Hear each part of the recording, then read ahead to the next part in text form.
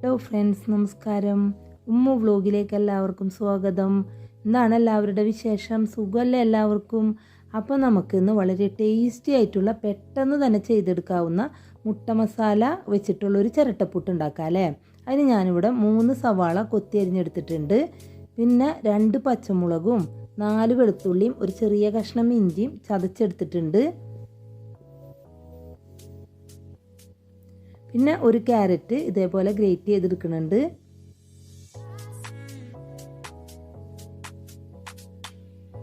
കോഴിമുട്ട പുഴുങ്ങി അതിൻ്റെ തോലൊക്കെ കളഞ്ഞ് ഇതേപോലെ 2ആക്കി മുറിച്ച് വെച്ചിട്ടുണ്ട്.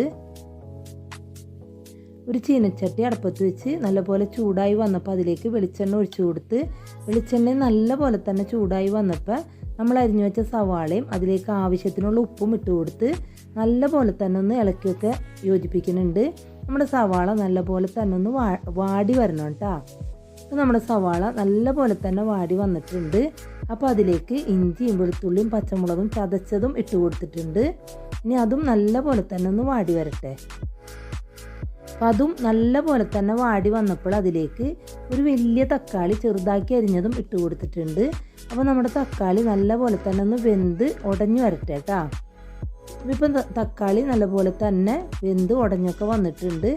അപ്പോൾ അതിലേക്ക് 1/2 ടീസ്പൂൺ മുളക് പൊടിയും 1/4 ടീസ്പൂൺ മഞ്ഞൾപ്പൊടിയും 1/4 ടീസ്പൂൺ ഗരം മസാലപ്പൊടിയും 1/4 ടീസ്പൂൺ കുരുമുളക് പൊടിയും ഇട്ട് കൊടുത്തിട്ട് നല്ലപോലെ തന്നെ ഒന്ന് ഇളക്കിയൊക്കെ യോജിപ്പിക്കുന്നുണ്ട്.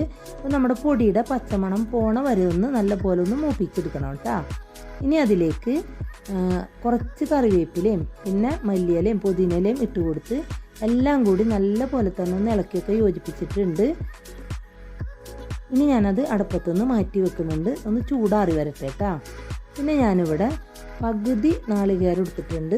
പകുതി മുറി നാളികേരം എടുത്തിട്ട് അതിൻ്റെ പാലെടുത്തിട്ടുണ്ട്. ഇപ്പോൾ ഈ പാത്രത്തിൽ ഞാൻ കാണിച്ചു തന്നില്ല, ഈ പാത്രത്തിൽ 1.25 കപ്പ് നാളികേരപ്പാലാണ് ഞാൻ എടുത്തിട്ടുള്ളത്. പിന്നെ അതിലേക്ക് ആവശ്യത്തിനുള്ള ഉപ്പ് ഇട്ട് കൊടുത്ത് അടുപ്പത്ത് വെച്ചിട്ട് അതൊന്ന് തിളച്ച് വരട്ടെ കേട്ടോ. അപ്പോൾ നമ്മൾ വെള്ളം എടുത്തില്ലേ, അതേ പാത്രത്തിൽ തന്നെ ഒരു പാത്രം വറുത്ത അരിപ്പൊടിയും കൂടിയാണ് ഞാൻ എടുത്തിട്ടുള്ളത്.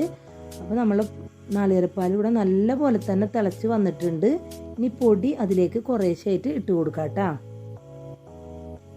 അപ്പോൾ നമ്മൾ ഏത് പാത്രത്തിലാണോ വെള്ളം എടുക്കണത്, അപ്പോൾ 1.25 പാത്രം വെള്ളം എടുത്തിട്ടുണ്ടെങ്കിൽ അതിന് ഒരു പാത്രം പൊടി മാത്രം എടുക്കാൻ പാടുള്ളൂ കേട്ടോ. നമ്മളുടെ പൊടിയിലേക്ക് വെള്ളം നല്ലപോലെ തന്നെ തിളച്ചൊക്കെ വന്നിട്ടുണ്ട്. ഇനി നല്ലപോലെ തന്നെ ഇളക്കി കൊടുക്കണം കേട്ടോ.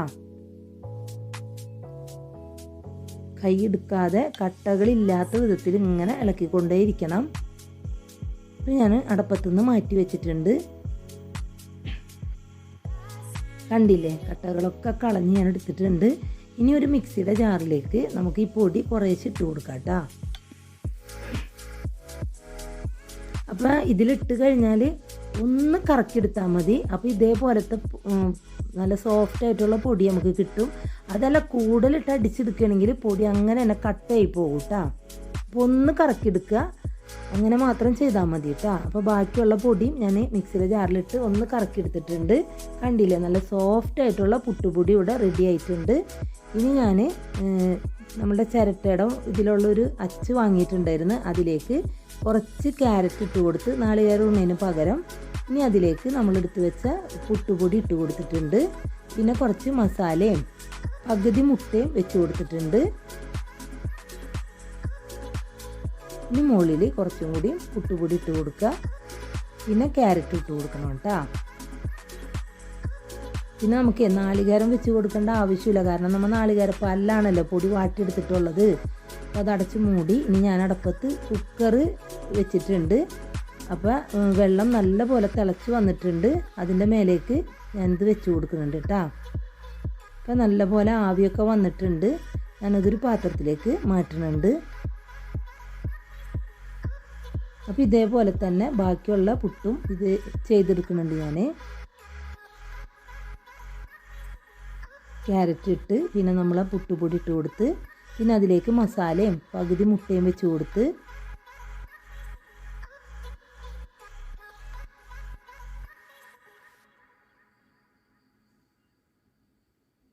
പിന്നെ വീണ്ടും പുട്ടുപൊടി ഇട്ട് കൊടുക്കുക. ഏറ്റവും മേലെയിട്ട് ക്യാരറ്റ് ഇട്ട് കൊടുക്കുക. മൂടിയിട്ട് നമുക്ക് കുക്കറിന് മേലെ വെച്ച് കൊടുക്കണം കേട്ടോ.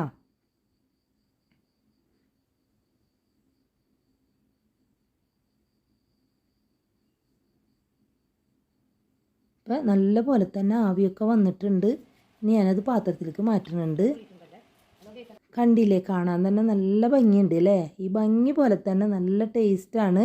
അപ്പോൾ നമ്മൾ ഇപ്പോൾ രാവിലെ ചെയ്ത പുട്ട് വൈകുന്നേരം ആയാലും ഇങ്ങനെ നല്ല സോഫ്റ്റായിട്ട് തന്നെ ഇരിക്കും കേട്ടോ, ഇങ്ങനെ വാട്ടി പുട്ട് ചെയ്യുന്നത് കൊണ്ട്. അപ്പോൾ എല്ലാവർക്കും വളരെ ഇഷ്ടപ്പെടുന്ന ഒരു പുട്ടാണ്. അപ്പോൾ നിങ്ങൾ എന്തായാലും വീട്ടിൽ ഇതുപോലെ തന്നെ ചെയ്ത് നോക്കണം. എന്നിട്ട് ഇതിൻ്റെ അഭിപ്രായം കമൻറ്റിലൂടെ എന്നെ അറിയിക്കുകയും വേണം. അപ്പോൾ എൻ്റെ ചാനൽ ആദ്യമായിട്ട് കാണുന്നവരാണെങ്കിൽ എന്നെ സബ്സ്ക്രൈബ് ചെയ്യാനും ലൈക്ക് ചെയ്യാനും ഷെയർ ചെയ്യാനും മറക്കരുത്. എന്നെ സപ്പോർട്ട് ചെയ്യണേ. അപ്പോൾ അടുത്തൊരു വീഡിയോ ആയിട്ട് ഞാൻ വരുന്നതാണ്. എൻ്റെ വീഡിയോ കാണുന്ന എല്ലാവർക്കും നന്ദി, നമസ്കാരം.